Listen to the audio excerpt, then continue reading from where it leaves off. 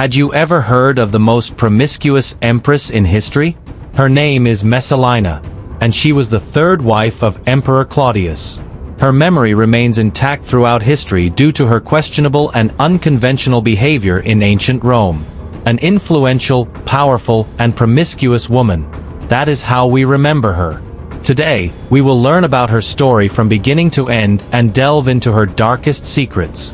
If this is your first time on the channel, subscribe now so you don't miss any important content about the darkest chapters of our history. Number 1. Valeria Messalina was born into an important Roman family on January 25 in either the year 17 or 20 AD. There are still debates about her true year of birth. She was the daughter of Marcus Valerius Messala and Domitia Lepida, a Roman aristocrat from the imperial family, and her parents were cousins. She married as a teenager in the year 38 AD, being 20 years younger than her husband, Claudius. Although Messalina was a woman with tons of character and presence, she died ruthlessly after being discovered planning to assassinate her husband, the emperor.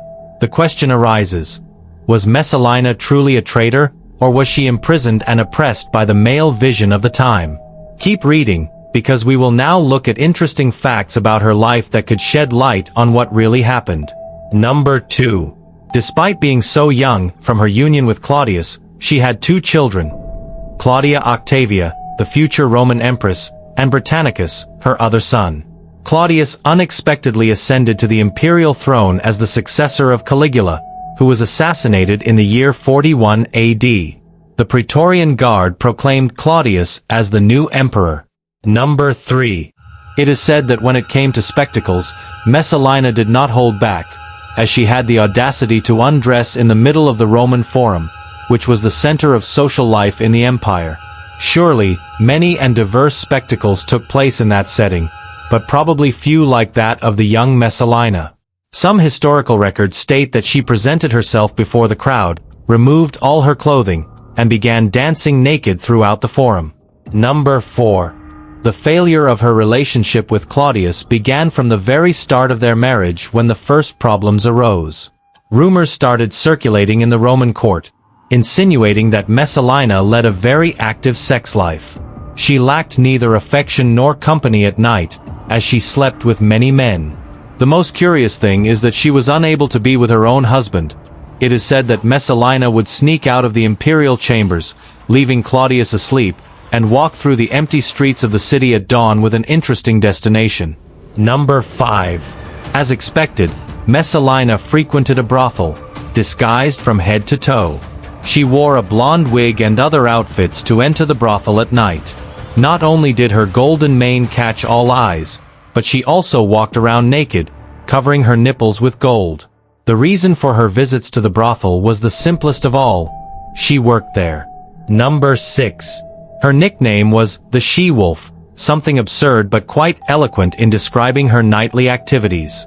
This nickname was not only due to her behavior and its sexual implications but also had an interesting background story. The myth of Rome's founding comes from a she-wolf who supposedly nursed and protected the twins Romulus and Remus, one of whom would become the first king of Rome. Number 7. Messalina's nighttime adventures were only the beginning of her scandals. Others soon surfaced. Although her behavior as a sex worker was already inappropriate, it is said that she made a bet with another worker at the establishment to see who could be with more men in a single day. Messalina won by a landslide, with 25 encounters. Number 8. Historians also recount that Messalina was a cruel, vengeful, and dominant woman, even against members of her own family. She had a true obsession with maintaining imperial power at any cost. She eliminated any threat, competition, or possible risk of losing power.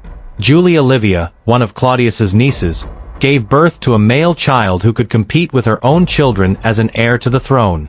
Worried about this potential threat, Messalina fabricated accusations of incest against Julia Livia, leading Claudius to execute his own niece. Number 9.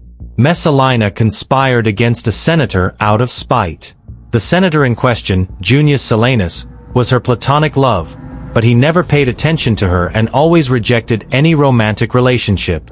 Because of this, Messalina plotted revenge, and together with Narcissus, a freedman of Claudius and her accomplice, they managed to set a trap for the emperor. The trap consisted of making him believe that both had dreamt that Silanus would assassinate him, thus achieving the senator's execution on charges of treason. This was not the only death caused by Messalina.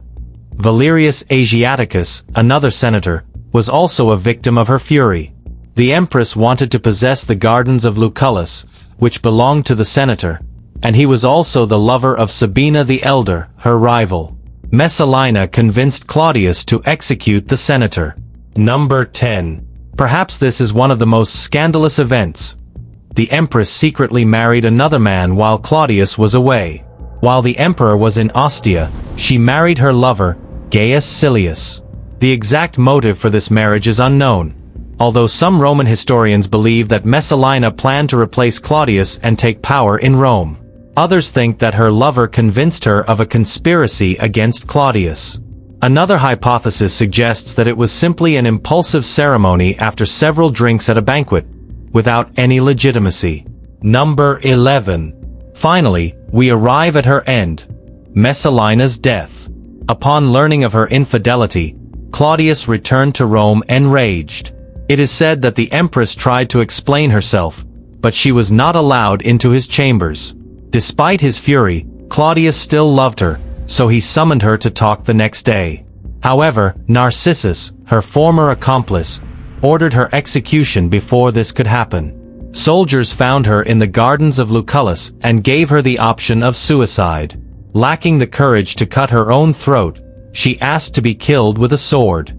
Although Claudius did not give the direct order, he did not mourn her death either. Upon receiving the news, he requested a goblet of wine and continued drinking calmly. Without a doubt, Messalina desired to have all of Rome in her hands and probably in her bed. Although her ways of achieving her desires were far from the healthiest. If you've made it this far and learned something new from our stories, subscribe and activate the notification bell so you don't miss our upcoming videos. Together, we can discover and remember the truths that history often tries to hide.